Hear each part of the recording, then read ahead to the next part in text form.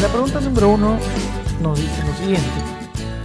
La cortina de ventana tiene una masa de 1 kilogramo y la longitud es de 2 metros, la cual se enrolla en forma de un rodillo sobre la ventana. La pregunta es, ¿cuál es la cantidad de trabajo necesario para enrollarlo completamente? Considere gravedad igual a 10 metros por segundo al cuadrado.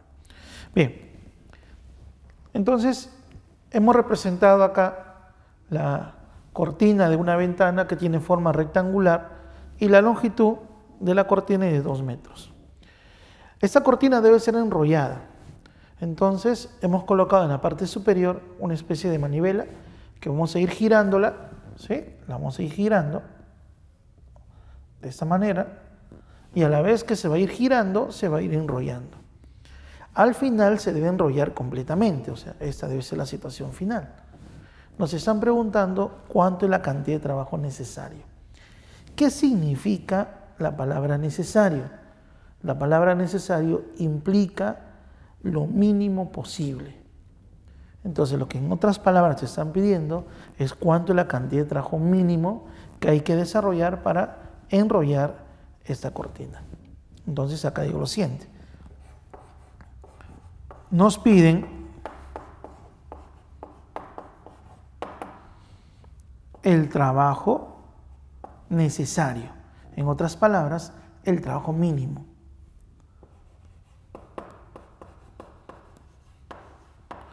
Para lograr enrollar la cortina. Entonces, ¿cómo podemos hacer para hallar el trabajo mínimo? Nosotros sabemos por definición que si un cuerpo nosotros lo trasladamos, para encontrar ese trabajo necesito saber cuánto vale la fuerza y cuánto es el desplazamiento. Pero en este caso, la fuerza que voy a utilizar es la fuerza para mover la manivela. Entonces, determinar el trabajo usando fuerza y distancia va a ser un poco complicado. Pero, por otro lado, a mí me están dando las dimensiones de esta cortina. Conozco su masa y conozco cuánto es la longitud de la cortina. Por lo tanto, nosotros podemos relacionar el trabajo con un concepto importante, el concepto de energía. ¿Y qué forma de energía? A ver, no es verdad que la masa de toda la cortina, como es una cortina uniforme, homogénea, su masa la podemos concentrar en un punto. Ese punto donde concentramos a la masa se llama centro de masa. Y ahí está actuando la fuerza de gravedad. Para ello, como se trata de una cortina homogénea, su centro de gravedad se ubica en el centro geométrico. Acá es el centro de gravedad. Y en ese punto también se concentra la masa de la cortina. ¿Sí? Entonces, este es el centro de gravedad. Muy bien. Cuando nosotros evaluamos la energía potencial, nosotros necesitamos saber dónde se ubica, a qué altura está el centro de gravedad respecto a un nivel de referencia. Cuando toda la cortina se enrolla, veo la situación final y su centro de gravedad tendría que ubicarse acá. ¿Correcto? Acá estaría el centro de gravedad. Entonces, como nosotros podemos observar, el centro de gravedad de esa cortina se ha elevado. Y si se eleva el centro de gravedad, entonces está aumentando la energía potencial. ¿Qué más? Pero como nos piden el trabajo mínimo, eso implica que este cuerpo debe trasladarse lo más lento como sea posible. Entonces, cuando la cortina sea elevada, la velocidad con la cual es elevada debe ser una velocidad pequeña, tan pequeña que se aproxima a cero. Y eso va a implicar que el trabajo es mínimo. Luego planteo lo siguiente. Hay una relación que nos dice que el trabajo de aquellas fuerzas que no conservan la energía mecánica, las fuerzas no conservativas, desde la situación inicial hasta la situación final, ojo, desde el inicio hasta la situación final, ese trabajo aquí es igual a la variación que existe en la energía mecánica. ¿Sí? Final menos energía mecánica inicial. ¿De quién? De la cortina. Para evaluar la energía mecánica necesito ubicar un nivel de referencia. Lo más conveniente es que el nivel de referencia siempre se ubique en la posición más baja entre las dos posiciones que estoy comparando. Esta es la situación inicial y esta es la situación final. Entonces, de manera conveniente, vamos a trazar nuestro nivel de referencia en la posición más baja del centro de gravedad. Acá está. De manera conveniente, por acá trazamos el nivel de referencia.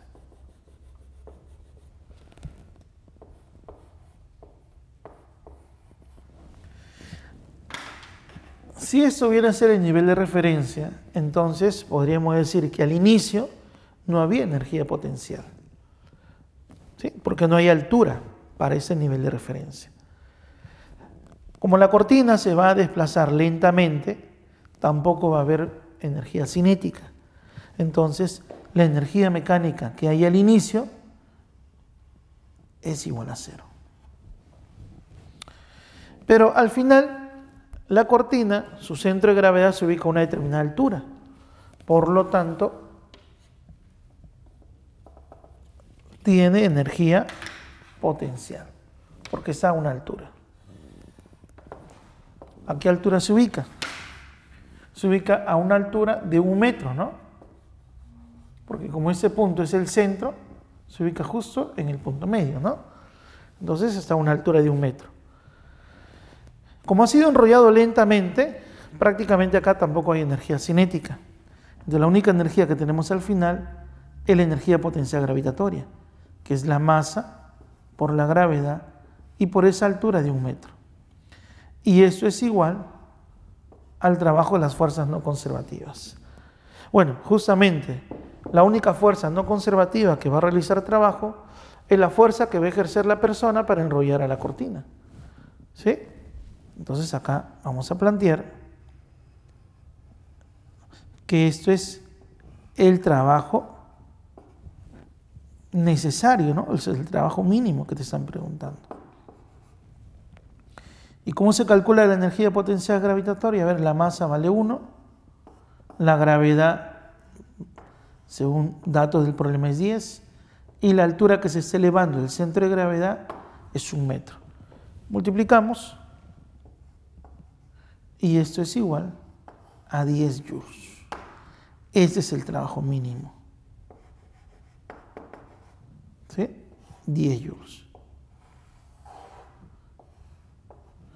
De acuerdo a las alternativas, la clave sería la B.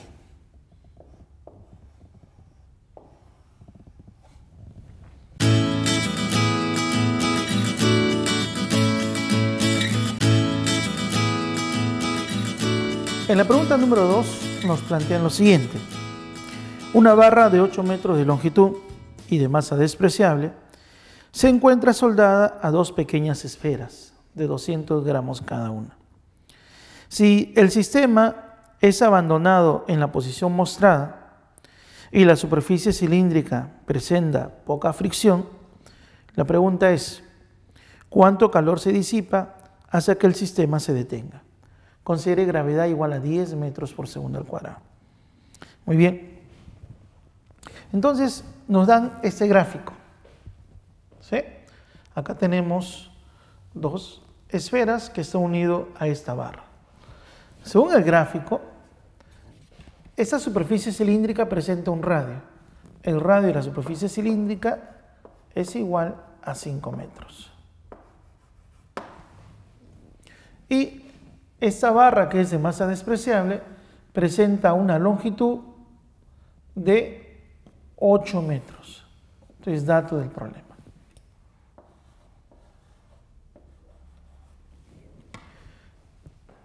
En ese momento, esas 2 esferas van a ser abandonadas. La masa de cada una de las esferas es 200 gramos a kilogramos, 0,2 kilogramos. ¿Sí? Esta esfera y esta esfera. Ambas tienen igual masa. pero van a ser abandonadas, se va a soltar. Entonces, al inicio la velocidad es 0. Como es una barra que está inclinada, y según el problema, la superficie cilíndrica tiene poca fricción, entonces cuando tú abandonas la esfera, este sistema tiende a inclinarse, ¿correcto? El sistema tiende a inclinarse de esta manera. Al ir inclinándose, ¿qué es lo que va a ocurrir? En este segundo gráfico podemos observar que las esferas jóvenes están deslizando porque hay poca fricción, y a medida que van deslizando, de todas maneras se va a ir perdiendo energía debido a que existe fricción. Si bien es cierto, el enunciado dice que hay poca fricción, pero igual hay fricción, sino que es pequeña. Bueno, en este caso, la fuerza de fricción se opone al deslizamiento de las dos esferas, ¿sí? Por acá y por acá. Se opone al deslizamiento. Y nosotros sabemos que es la fuerza de fricción la culpable de que esas esferas en contacto con la superficie generen una forma de energía llamada calor. Por acá se comienzan, jóvenes, a disipar energía en forma de calor.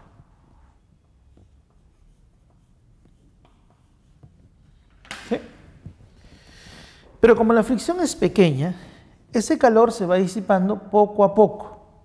Entonces, miren, el sistema se encontraba inclinado de esta manera. A medida que nosotros lo abandonamos, el sistema comienza a balancearse, se ubica luego en posición horizontal, pero como tiene velocidad todavía, por su inercia siguen avanzando y vuelven a inclinarse, pero no logran inclinarse igual como estaban al inicio. La inclinación respecto al horizonte es menor, porque no va a lograr el mismo nivel, ya que se ha perdido algo de energía. Luego, nuevamente el sistema retorna y se sigue balanceando. Y cada vez se inclina menos. Cuando se balancea, cada vez la inclinación es más pequeña. Hasta que en algún momento el sistema logre estabilizarse. Y cuando el sistema logra estabilizarse, nuevamente el sistema se detiene. ¿Y cómo se va a detener? Cuando la barra se ubique en posición horizontal. Entonces, esa es la situación final. Y miren, esa es la situación final.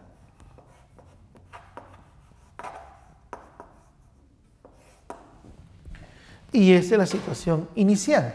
Este es el inicio.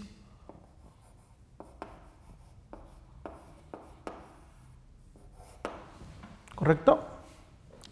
Entonces, desde la situación inicial hasta la situación final, ambas esferas, por estar en contacto con una superficie que es áspera, debido a su movimiento, a su deslizamiento, han ido perdiendo poco a poco calor, hasta que al final se detienen. Al final, su velocidad nuevamente es 0.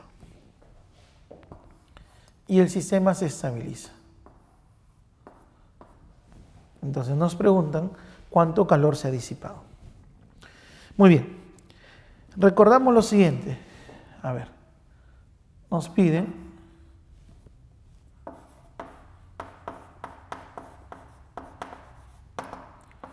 cuánto es la cantidad de calor. Recordemos que el calor es una forma de energía y se debe al trabajo desarrollado por la fricción sobre ambas esferas, sobre el sistema. Entonces, el calor no es otra cosa que el valor absoluto de la cantidad de trabajo desarrollado por la fuerza de fricción, pero sobre el sistema, sobre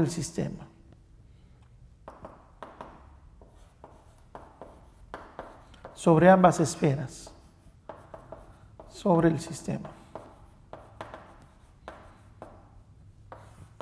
Esa cantidad de trabajo en valor absoluto es igual al calor. ¿Y cómo puedo determinar el trabajo desarrollado por la fricción?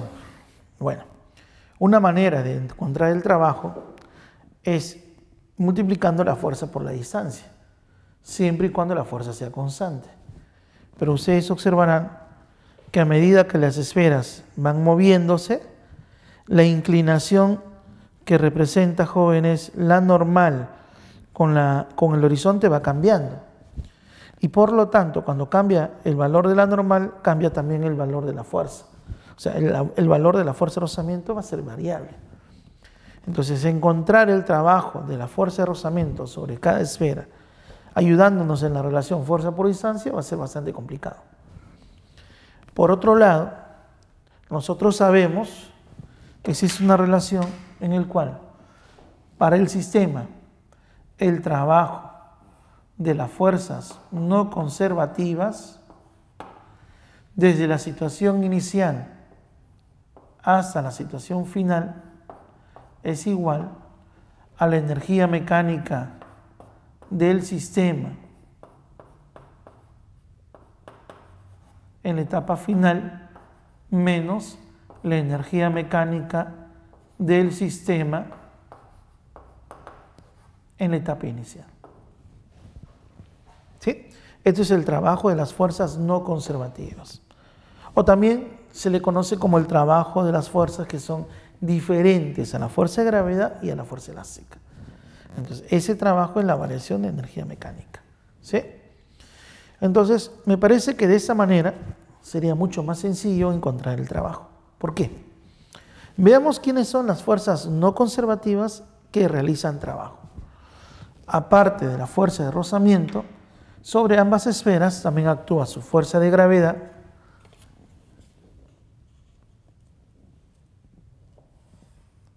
también actúa la fuerza de reacción normal.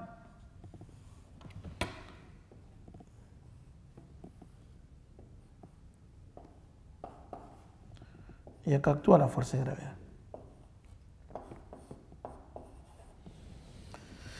Si analizamos al sistema, la fuerza que hay en la barra no se va a tomar en cuenta para el sistema, ¿sí? Acá también sobre esta esfera actúa su fuerza de gravedad, la fuerza de fricción y también hay una fuerza normal. ¿Estamos?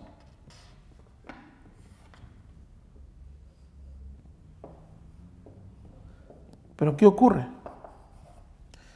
La fuerza normal, por ser en todo momento perpendicular a la trayectoria de los cuerpos, la normal no desarrolla trabajo. Y la fuerza de gravedad es una fuerza conservativa. Entonces, la única fuerza que no es conservativa y que desarrolla trabajo es la fuerza de fricción sobre ambas esferas. Entonces, acá vamos a plantear lo siguiente. Que esto viene a ser el trabajo de la fuerza de fricción sobre las dos esferas. ¿Estamos de acuerdo? Desde la situación inicial hasta la situación final. ¿Y esto qué es igual? A la energía mecánica final menos la energía mecánica inicial. Muy bien. Evaluemos entonces esas energías. Esa es la situación final, ¿sí? Y esta es la situación inicial. Las dos esferas, tanto al inicio como al final, no se mueven. Por lo tanto, no tenemos energía cinética ni al inicio ni al final.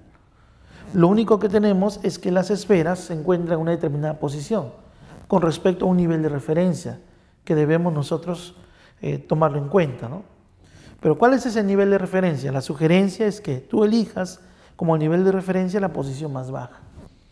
Entonces, ¿qué te parece que en esa posición donde está la segunda esfera, ahí tomo el nivel de referencia? Veamos. Si acá consideramos nuestro nivel de referencia,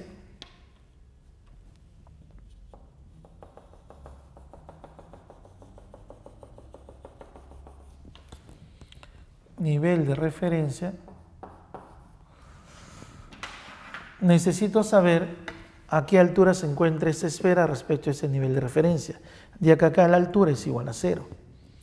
Entonces, para determinar esa altura, necesito un ángulo. Vamos a aprovechar que me dan el radio y me dan la longitud de la barra. Nosotros sabemos que si acá le trazamos una perpendicular,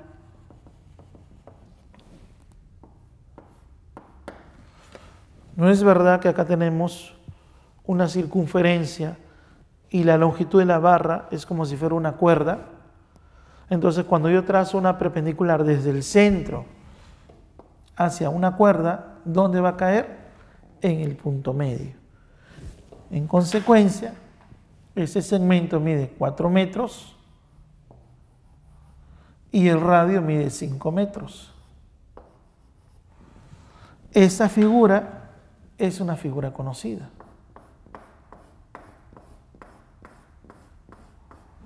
Triángulo rectángulo notable. ¿Sí? Ese ángulo que se muestra acá tiene que ser necesariamente 37 grados.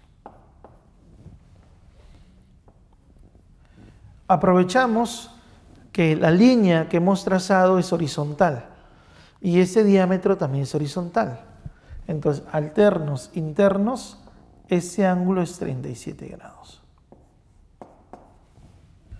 Como ya tengo el ángulo y necesito saber a qué altura se encuentra esa esfera, trazamos la perpendicular.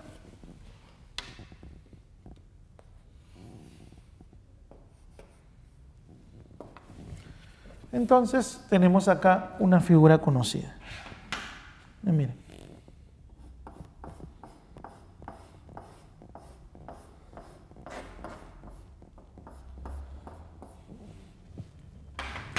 Triángulo rectángulo notable de 37 grados y 53 grados. Pero para ello la hipotenusa debe ser como 5. Entonces ese valor de 8 debe ser 5 por algo. 8 es 5 multiplicado por 1,6. ¿Sí?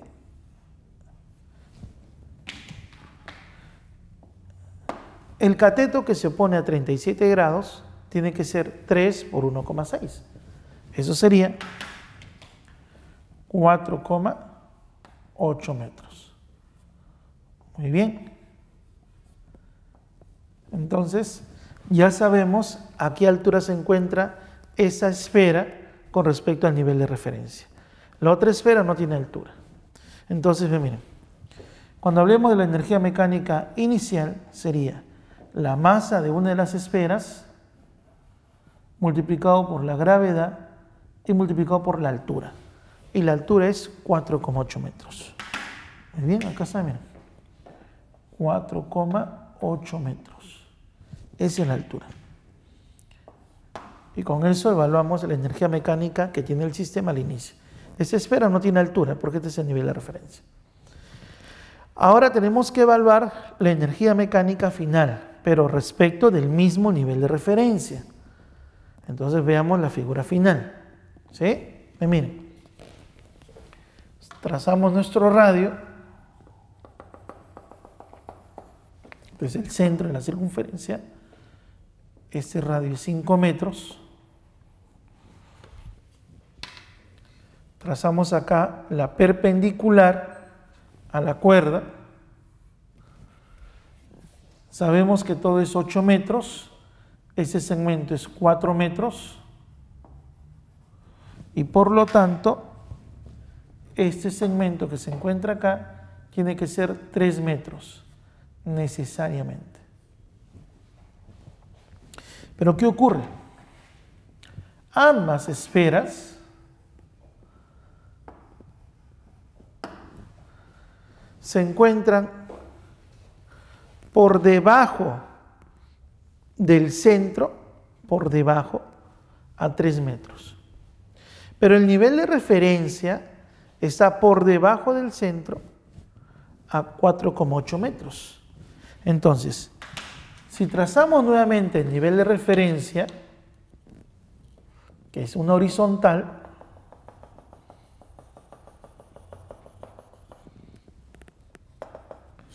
y la barra llegó también a una posición horizontal, ¿sí? Porque es la posición estable.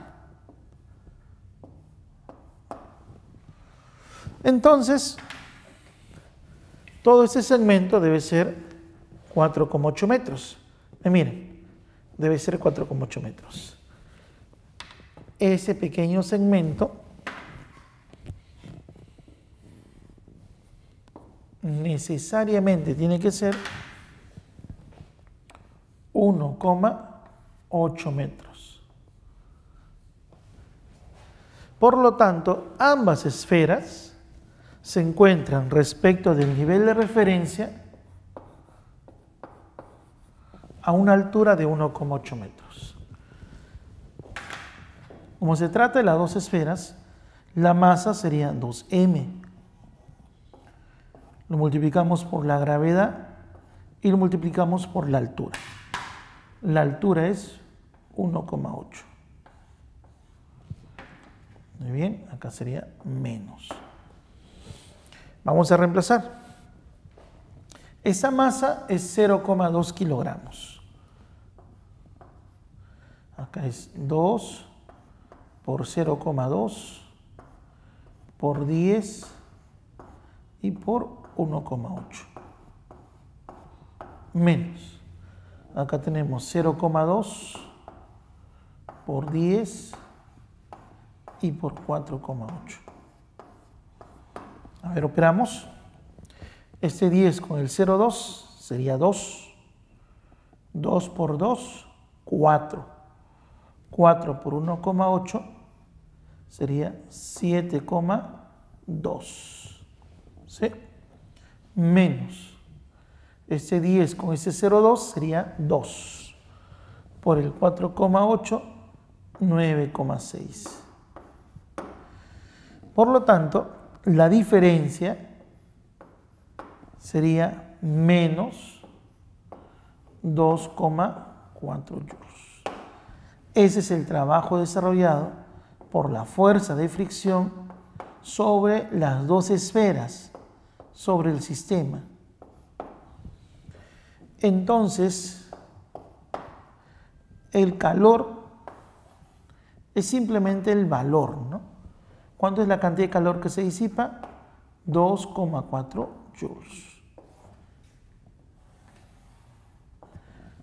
La fuerza de fricción hace que el trabajo, que la energía mecánica se transforme en calor. ¿Sí? Con esto, la alternativa sería, jóvenes, la D. Esa sería la alternativa.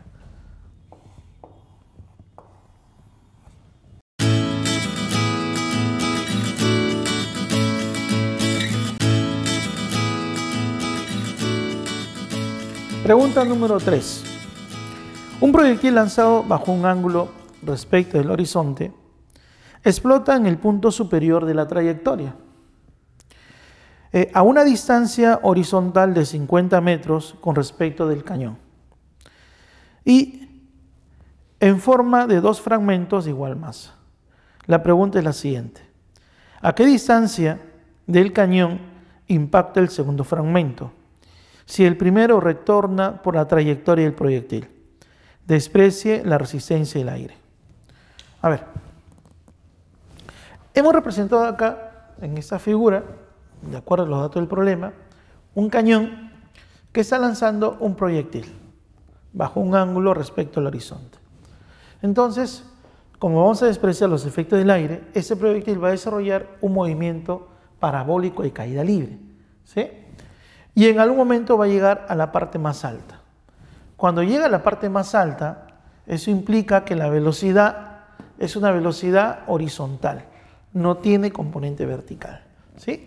Por si acaso, acá no te olvides que la componente en la vertical es igual a 0 en ese instante. Y esa es la parte más alta. La altura que alcanzó el proyectil es la altura máxima, ¿sí? Es otra manera de indicar que nos encontramos en la parte más alta. En ese momento, el proyectil se ha alejado del cañón en forma horizontal. En la horizontal, lo que se ha alejado es una distancia de 50 metros. Dato del problema. ¿Qué es lo que ocurre con ese proyectil? En ese instante, el problema nos plantea que el proyectil explota, se da una explosión. Acá está, se produce acá una explosión. Y debido a la explosión, ¿qué ocurre? Se van a formar dos fragmentos. Entonces vamos a colocar qué ocurre luego de la explosión. En ese pequeño gráfico se van a producir dos fragmentos. Acá está uno de ellos y acá está el otro fragmento.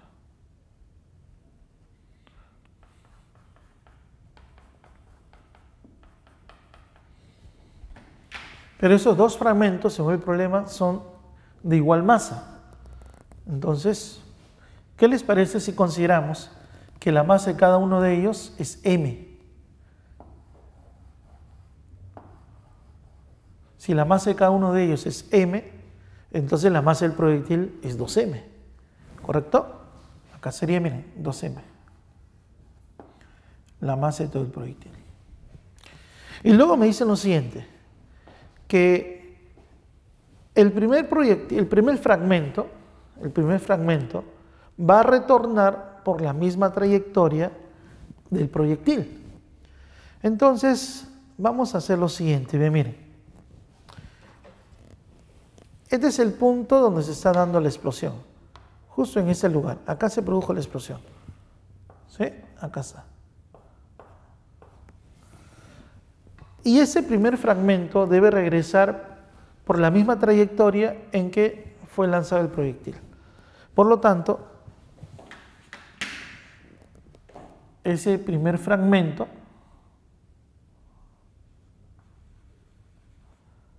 va a volver nuevamente donde está el cañón.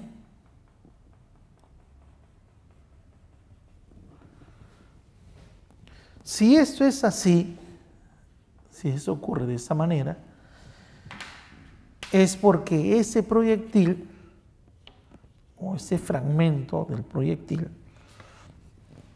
retorna con la misma velocidad que tenía el proyectil en el momento de la explosión. ¿Pero cuánto es su velocidad? Supongamos que la velocidad es v, no sabemos cuánto es esa velocidad, le voy a llamar v.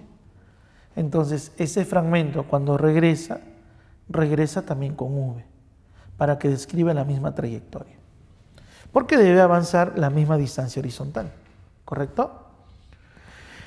Pero si el primer fragmento está retornando con v, ¿qué va a pasar con el segundo fragmento? Acá está el segundo fragmento. A ver, en primer lugar, si el primer fragmento está retornando con v,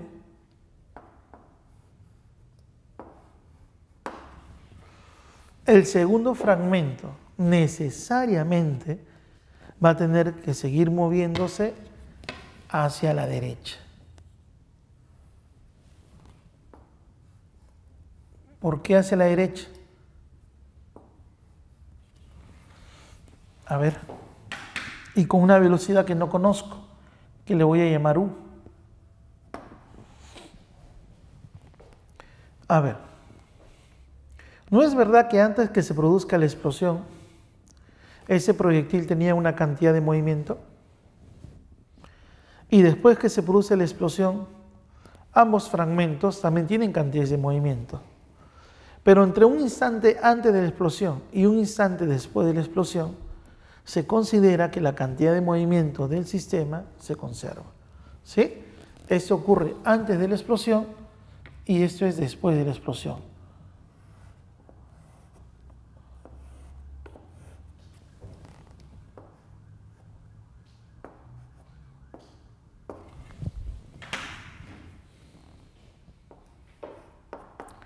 Antes de la explosión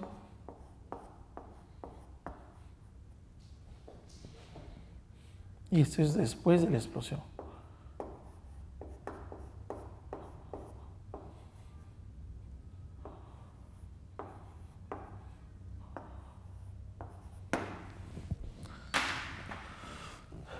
Como en una explosión el intervalo de tiempo es pequeño, entonces se considera que la cantidad de movimiento antes y después debe ser la misma.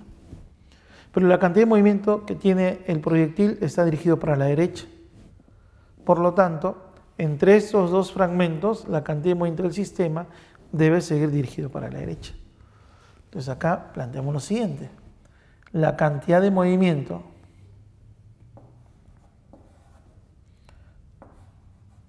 del sistema antes que se produzca la explosión debe ser igual a la cantidad de movimiento del sistema después que se produce la explosión. ¿Sí? Pero antes de la explosión, la cantidad de movimiento es 2m multiplicado por la velocidad para la derecha, más v. Y después que se produce la explosión, uno de los fragmentos de masa m tiene una velocidad cuyo valor es v, pero para la izquierda. Entonces sería menos v, más la masa por la velocidad del segundo fragmento. De acá se cancelan las m y te queda que la velocidad del segundo fragmento tiene el valor de 3v, con signo positivo. Eso significa que el segundo fragmento continúa moviéndose para la derecha y con una velocidad que es 3v. Entonces acá está, ¿ven?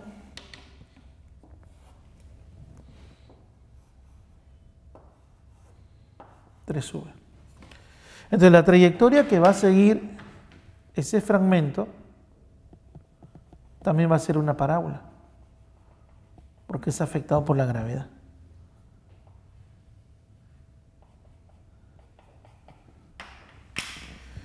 Pero los dos fragmentos han aparecido en forma simultánea. Debido a la explosión, los dos aparecen en forma simultánea. Y los dos están afectados por la gravedad. Los dos descienden la misma altura. La altura que descienden ambos fragmentos es la altura máxima. ¿Sí? Entonces, ambos fragmentos van a demorar el mismo tiempo para llegar al piso, a la horizontal. ¿Sí? Los dos tardan el mismo tiempo. ¿Por qué? Porque descienden la misma altura con la misma aceleración, la aceleración de la gravedad. El primer fragmento, como retorna al mismo lugar, avanza horizontalmente una distancia de 50 metros.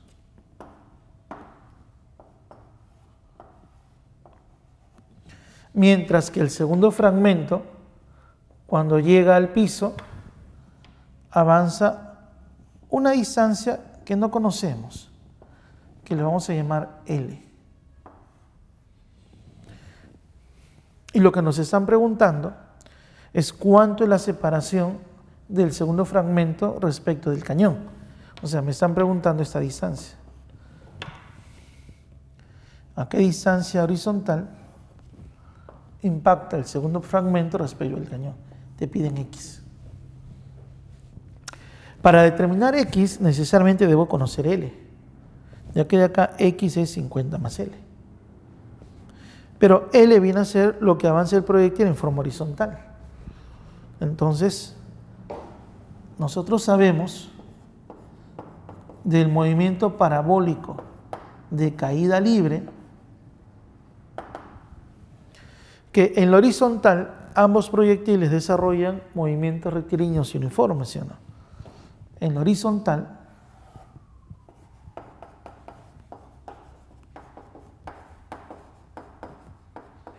ambos desarrollan MRU. ¿Y qué ocurre en el MRU? Del MRU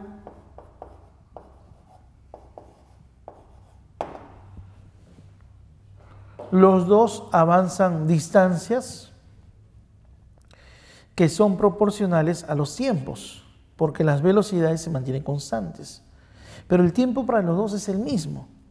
Entonces de acá decimos, tiempo es igual a velocidad, distancia entre velocidad. Velocidad, distancia entre tiempo, tiempo, distancia entre velocidad. Pero el tiempo es común para los dos. Entonces las distancias debe ser proporcional a la velocidad en la horizontal. De acá, 50 es a la distancia, a la velocidad, perdón, v, como L es a 3v. De acá se deduce que L es igual a 150 metros.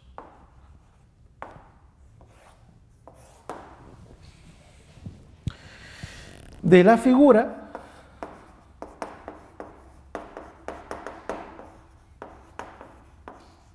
lo que yo quiero determinar es X, y X es 50 más L, pero L vale 150.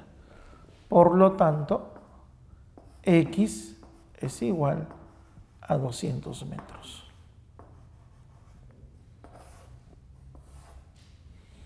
Con ello, estaríamos concluyendo que la alternativa es la C, ¿correcto? La alternativa es la C.